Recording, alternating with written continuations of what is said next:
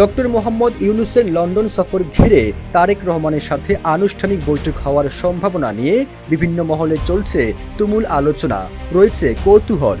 বিশেষ করে ডিসেম্বরের মধ্যে নির্বাচন হতে হবে, তারেক রহমানের এমন দাবি এবং টোকিওতে ডক্টর মোহাম্মদ ইউনূসের একটি মাত্র দল ডিসেম্বর নির্বাচন চায় এমন মন্তব্যের কারণে যে উত্তাপ চলছিল তার নিরসনে সবার দৃষ্টি এখন প্রধান উপদেষ্টার লন্ডন সফর ঘিরে।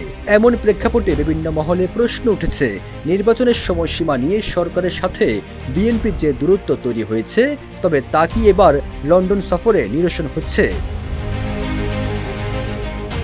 দৈনিক কালের কণ্ঠের এক প্রতিবেদন বিশ্লেষণে বিবিসি বাংলা জানায়, প্রধান উপদেষ্টা ও বিএনপির ভারপ্রাপ্ত চেয়ারম্যান তারেক রহমানের সাথে লন্ডনে একটি বৈঠকের আয়োজনের চেষ্টা চলছে। তবে ঢাকা বা লন্ডনে কোনো কূটনৈতিক বা দলীয় সূত্র এখনো এই বৈঠক চূড়ান্ত হওয়ার তথ্য দিতে পারেনি। ওয়ালটন আবারও মিলিয়নিয়ার অফারে ওয়ালটন ফ্রিজ কিনে আপনিও হয়ে যেতে পারেন মিলিয়নিয়ার। বিএনপির তরফে এই বৈঠকের শর্ত হিসেবে নির্বাচনের সম্ভাব্য তারিখ এবং নির্বাচনী রোড ম্যাপের ব্যাপারে আগাম নীতিগত ঐক্যমতের ওপর জোর দেওয়া হচ্ছে।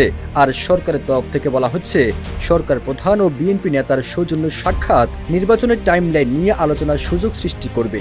তবে বিএনপি বৈঠকের বিষয় একমত হওয়ার আগে সুনির্দিষ্ট এজেন্ডা নির্ধারণের উপর গুরুত্ব আরোপ করছে। আগামী ৯ জুন যুক্তরাজ্যের উদ্দেশ্যে যাত্রা করবেন প্রধান উপদেষ্টা ডক্টর মোহাম্মদ ইউনূস। পরদিন লন্ডনে পৌঁছে তিনি ব্রিটিশ রাজা তৃতীয় চার্লসের সঙ্গে বাকিংহাম প্যালেসে সৌজন্য সাক্ষাতে মিলিত হতে পারেন বলে লন্ডনে বাংলাদেশ হাইকমিশনার সূত্রে জানা গেছে। এর আগে বিএনপি চেয়ারপারসন খালেদা জিয়া লন্ডনে অবস্থানকালীন জামাতের আমির ডাক্তার শফিকুর রহমান ও নায়েবে আমির ডাক্তার আবদুল্লাহ মোহাম্মদ তাহেরের সঙ্গে তারেক রহমানের বৈঠক হয়েছে। সবুজ আলম, ইত্তেফাক।